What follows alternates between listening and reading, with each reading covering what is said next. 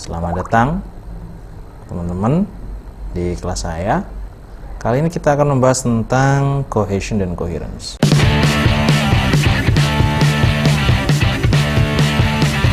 Mungkin kamu bingung, apa sih cohesion dan coherence itu?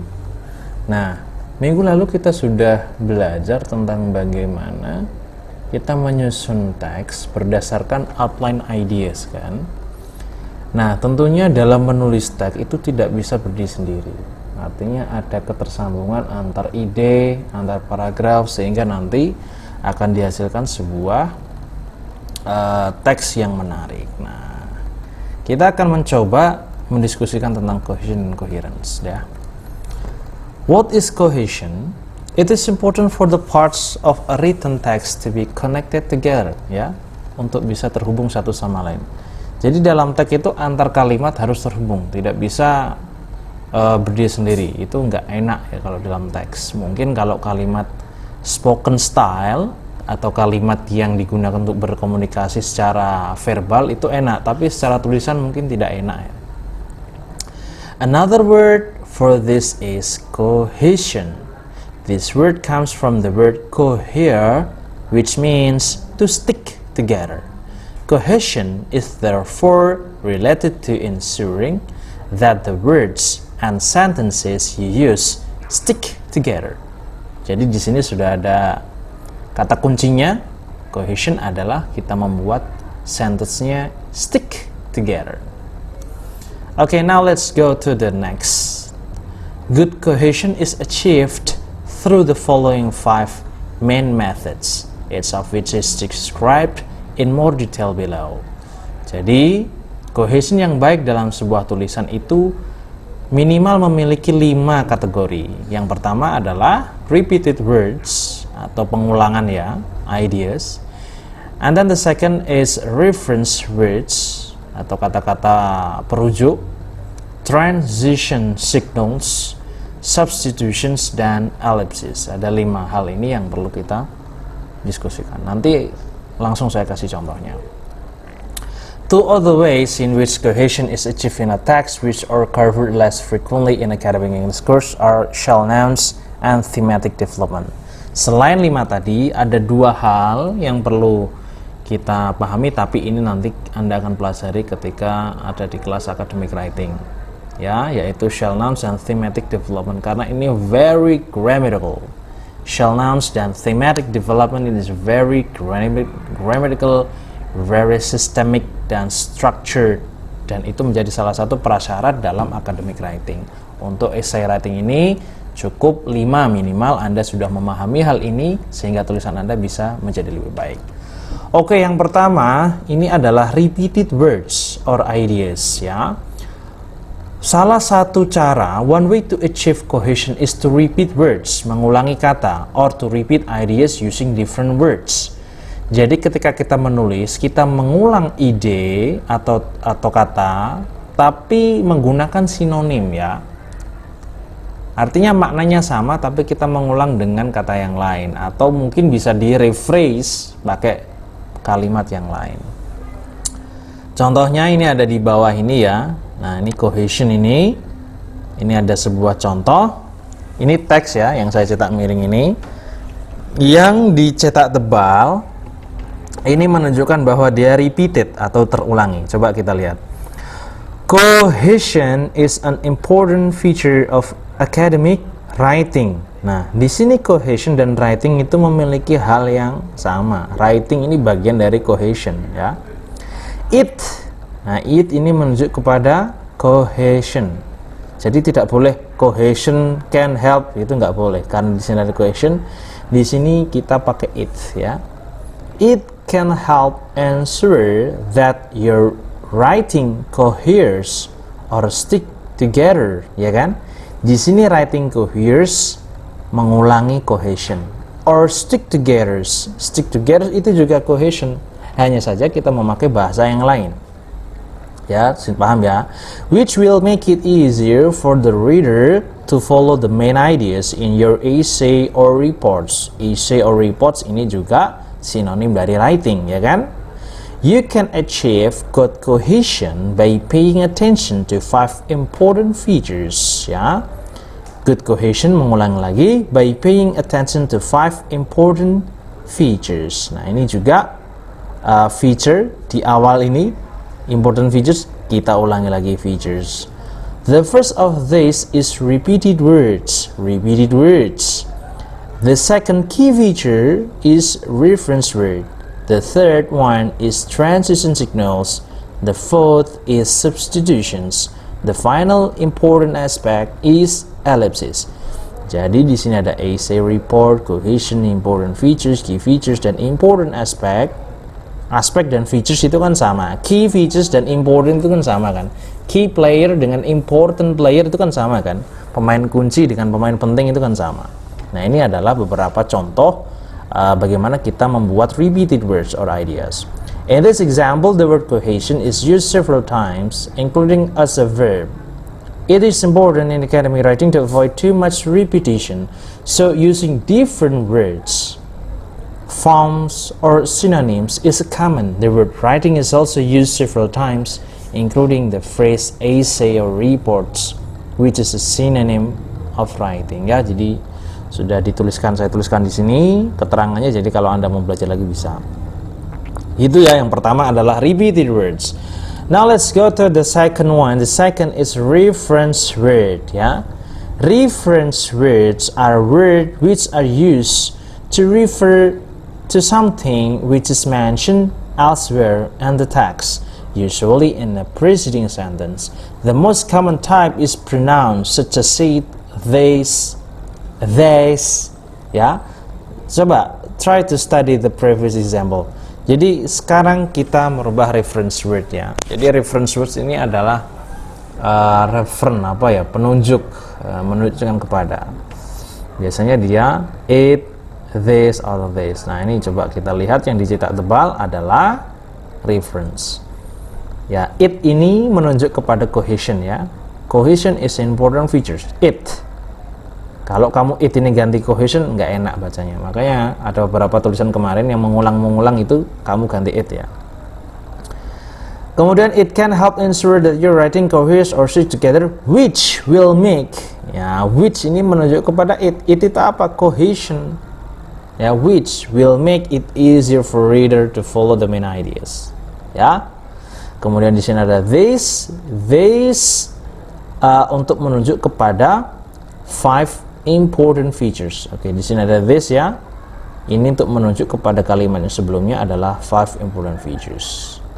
Seperti itu. Ini reference word, ya. Di sini saya kasih beri keterangan, the words it, which, and this are reference words. The first two of this, it and which, both refer to cohesion. Oke, itu adalah reference word. Kemudian yang ketiga adalah transition signals, ya. Transition signals juga disebut cohesive device atau linking words, ya. Linking words are words or phrases which show the relationship between ideas. There are many different types, the most common of which are explained in the next session on transition signals. Some example of transition signals, contohnya, ya.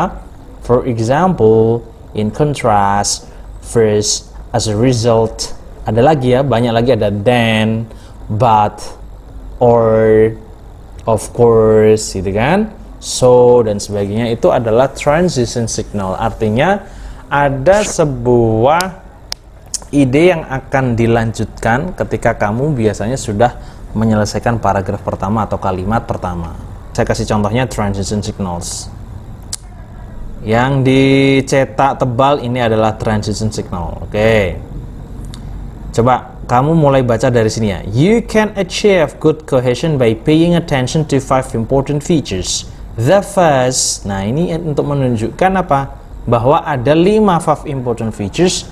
Kemudian kita tulis the first, ya. The first, the second, the third, the fourth, and the final. Ini adalah transition signal untuk menunjuk bahwa tulisan kita itu ternyata ada 5 features, maka kita pakai transition signal seperti itu. Ini hanya contoh, ya. Tentunya kamu bisa cari transition signals lebih banyak lagi di buku, di internet, dan sebagainya. sekarang kita menuju ke yang keempat. Nah, ini saya lupa bikin judulnya.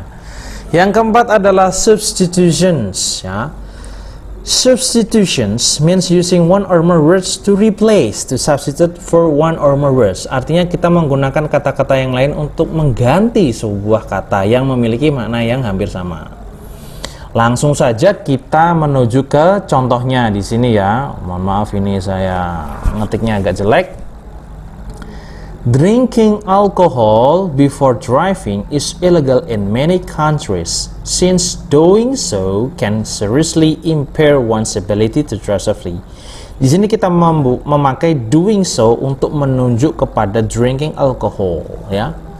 Sehingga kalau kita melakukannya, ini sebenarnya mirip dengan reference, ya. Ini mirip dengan reference atau repeat seperti yang pertama, hanya saja kita tidak memakai sinonim yang mirip, tapi kita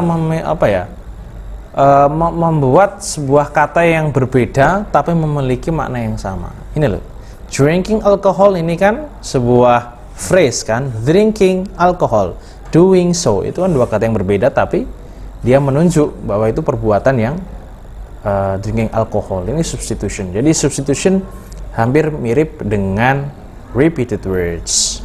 Now let's go to the last. Oh, ini saya kasih contoh lagi ya. Sorry, yang substitution. Cut. Mulai lagi. Cut.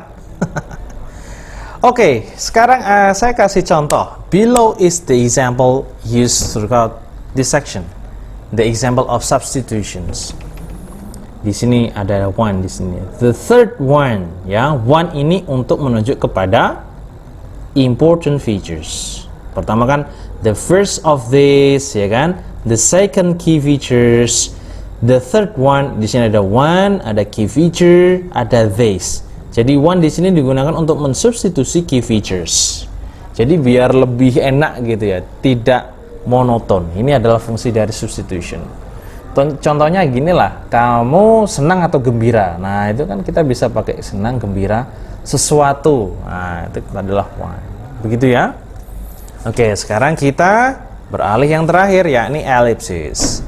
Ellipsis means leaving out one or more word because the meaning is clear from the context. Ellipsis is sometimes called substitution by zero. Ini mirip dengan substitution yang tadi, tapi zero. Let's go to the example.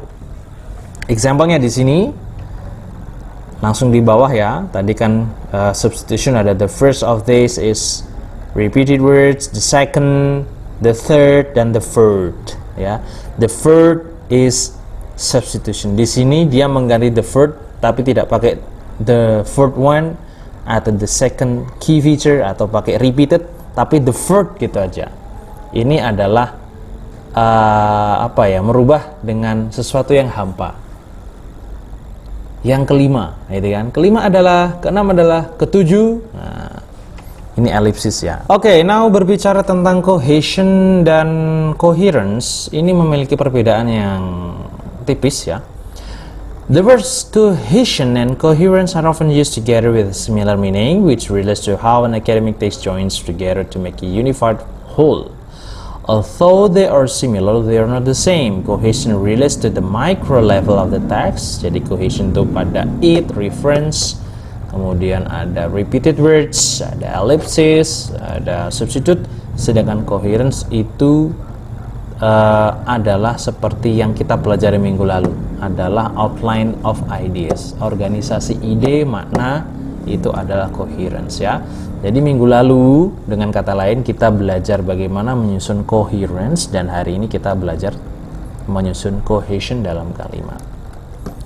Oke, sekarang saya akan beri sebuah contoh example essay ya. Nanti kita akan lihat manakah ada yang memakai 5 features dalam cohesions. Oke, kita lihat di sini. Judulnya adalah Consider Whether Human Activity Has Made the World a Better Place. Sekarang kita lihat di sini ada repeated word ideas. History shows that human beings have come a long way from where they started, yeah. They have developed new technologies which mean that everybody can enjoy luxuries they never previously imagined. However, the technologies that are temporarily making this world a better place. Jadi di sini teknologi diulang lagi. Teknologi, kemudian apa? Human beings have come a long way from where they started. Di sini ditambahi they never previously imagined, ya.